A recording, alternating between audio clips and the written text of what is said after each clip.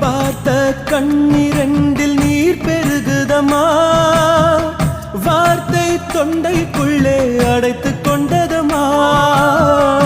தெய்வத்தை பார்த்து விட்டால் பேச முடியுமா? பிறந்த குழந்தையை போல் மனசு ஆனதமா. யார் சொன்னதோ கடவுள் இல்லை என